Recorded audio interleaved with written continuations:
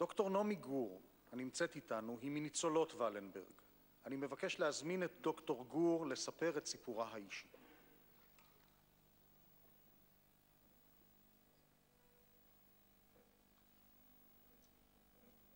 כן, נשיאות נכבדה, אורחים נכבדים, משפחתי היקרה.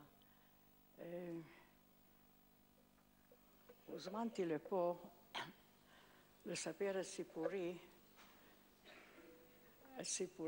את סיפור הצלתי על ידי ראול ולנברג, שהוא סיפור של הצלת יחיד, הטיפה בים, האחד הזה, זאת אני, לא במסגרת, לא בין המונים, לא בקבוצה, אחת, אדם אחד שלא הכיר ושלא ידע והציל אותי. וזה בעצם הסיפור, זה אני פה, אני חיה בזכות זה שהוא עשה מה שעשה, ועוד 3 דורות אחריי במשפחתי חיים, בזכות מה שהוא עשה. ואני מרגישה חובה וזכות לספר בהכי קצר שאפשר איך זה קרה. אני כבר סיפרתי את הסיפור הזה, כי אני חושבת שהוא מאוד חשוב שאנשים ידעו מי היה האיש. אבל אני מאוד מתרגשת, גם עכשיו. זאת הייתה חוויית חיים.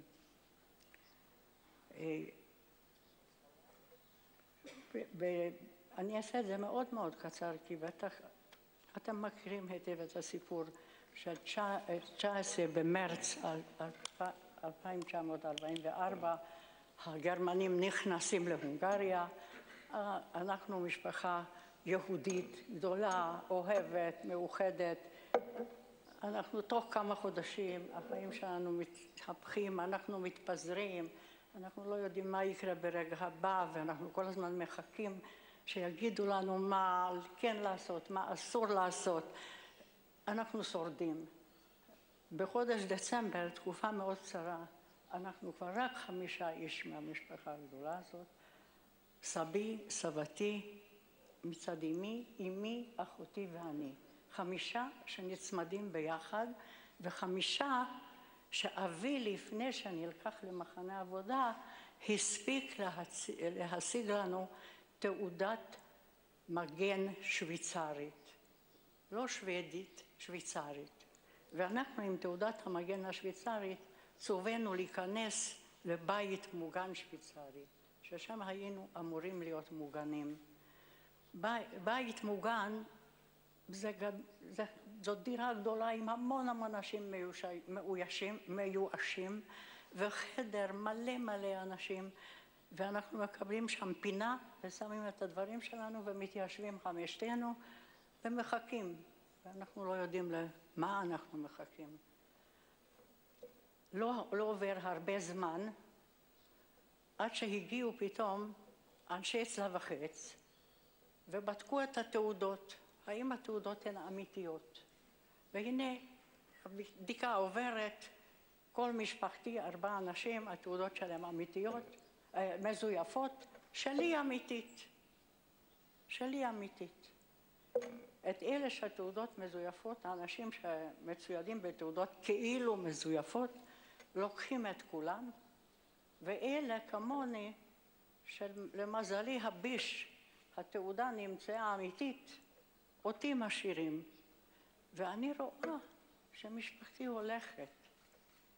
זה לא יכול להיות. אני לא יכולה להישאר בלעדיהם לבד. אני רצה אחריהם. ואני רואה אותם הולכים בשורות, ובשני הצדדים שוטרים ואנשי צלב החץ. ואני מתחילה לרוץ. ואני צועקת, אמא, אני רואה את אמא שלי. אני אומרת, אמא, אני באה. ואני רואה שהיא פונה לשוטר שלידה, והיא אומרת לה, אני שומעת שהיא אומרת לה, אדוני השוטר, הילדה המשוגעת הזאת חושבת שאני אמא שלה. בבקשה תגרש אותה בחזרה. אני לא רוצה שהיא תבוא איתי. הוא גירש אותי בחזרה. ואני חזרתי לחדר, לפינה, והמשכתי לשבת ולחכות, לנשום, לא יודעת מה. ואז לא עבר, הופיע עוד פעם אצלה וחץ. ואז כבר לא בדקו עם התעודות האמיתיות. לקחו כל מי שמצאו בבית והורידו אותנו גם כן למטה ואמרו לנו ללכת. ואנחנו הלכנו ביחד, תחת שמירה, והגענו לחוף הדנובה. היה שם בלגן נוראי, אני לא זוכרת פרטים, רק אני זוכרת שאני עומדת שם לבד, ואני שוב לא יודעת מה יקרה, ואני שוב מחכה ולא מחכה. ואם תשאלו מה הרגשתי, אז לא מרגישים. במצבים כאלה שורדים, לא מרגישים. ואז אני עומדת שם ואני רואה שמגיעה מכונית. המכונית יוצא אדם, והאדם הזה בהופעתו שונה מהאחרים בשפת הדנובה, כי היו שם אנשים עם טלאי צהוב, פוחדים, רועדים, והיו שם אנשי צלב החץ, צועקים ומתרוצצים. והוא היה בטוח, עם מעיל כזה, עם הופעה כזאת של מעולם אחר, כאילו בא מעולם אחר. והייתה אצלו איזו רשימה, איזה תיק, והוא אמר במיקרופון שמי שיש לו תעודת מגן שוודית שיבוא אליו.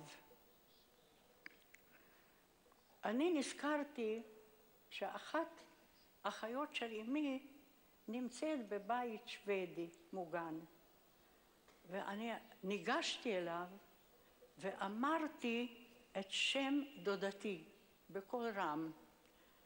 דודתי הייתה אישה הרבה יותר מבוגרת ממני, אישה נשואה. אני הייתי בין הילדה לנערה, רזה, עם צמות, ייצור. קשה מאוד להגיד, נגיד ילדה. הוא הסתכל ברשימה, או שמצא או שלא מצא, אבל אמר, זאת את? ואני, שהתכוונתי רק להגיד שיש לי דודה, שיש לה תעודה, אני אמרתי כן. ואז הוא נגע בי, תפס אותי ואמר בואי איתי.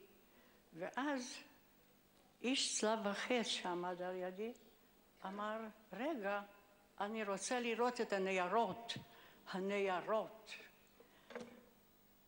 לי אין ניירות, אבל היה לי תיק, והתחלתי לחטט בתיק. שוב אני לא יודעת למה, ועד שחיטטתי במיקרופון, הזמינו את האיש הזה, את איש צלב החץ, לבוא לאיזה מקום. קראו את שמו. הוא אמר לי, תמצאי את הניירות, כי אני חוזר. ואז הוא הסתובב, וכאשר הוא הסתובב עם הגב, האיש הזה, שרק בדיעבד אני יודעת שהיה ראול ולנברג, תפס אותי, התחיל לרוץ איתי לאוטו, זרק אותי לתוך האוטו, והתחלנו לנסוע, ונסענו משם. כל מי שנשאר שם, מתברר בדיעבד שירו בו וזרקו אותו לדנובה, או לקחו אותו לאושוויץ. אני נסעתי למשרד שלו, המחומם, קיבלתי כוס חלב חם, ונתנו לי לספר את סיפורי האמיתי. והייתה לי הרגשה שאני במקום טוב, למרות שאני לא ידעתי איפה אני נמצאת בכלל. לא יכלו להחזיק אותי שם. אמרו לי לצאת, יצאתי, נכנסתי לגטו כי לא היה לי לאן ללכת. וכאשר הלכתי שם ברחוב, האדם הראשון שראיתי הייתה אמי. מתברר שאת הקבוצה ביום קודם לקחו לגטו, כי אף פעם לא יודעים לאן לוקחים אנשים ומה עושים איתם. לא זה. זה הסיפור בקצרה. אני מאוד מבקשת להוסיף משפט שבעצם מר רובי ריבלין אמר את זה מחשיבה, ואני רוצה להגיד את זה מהתנסות, שאני יצאתי מהחוויה הזאת אופטימית, כי אני פגשתי בחיים שלי את הטוהר, את הניקיון האמיתי של אדם, שאני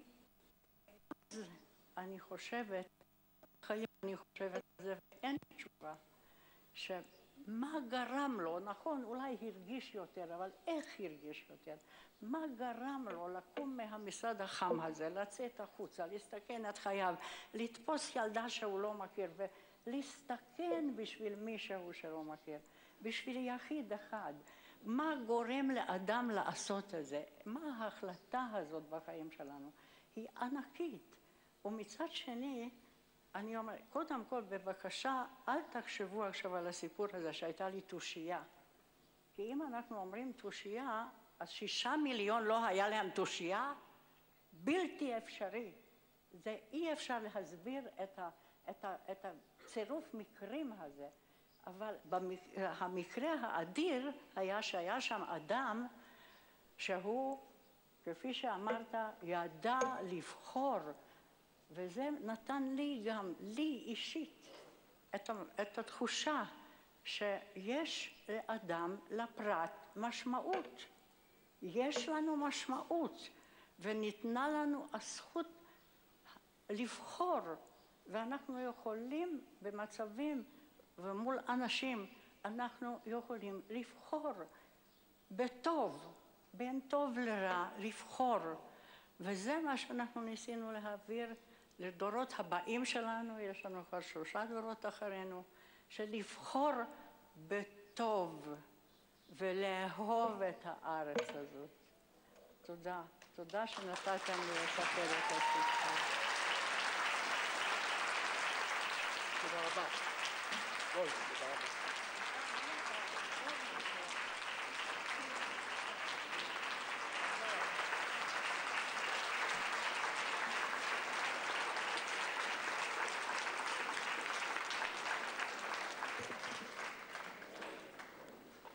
תודה רבה דוקטור גור, ואת ההתרגשות שגרמת לקהל ראית בעצמך.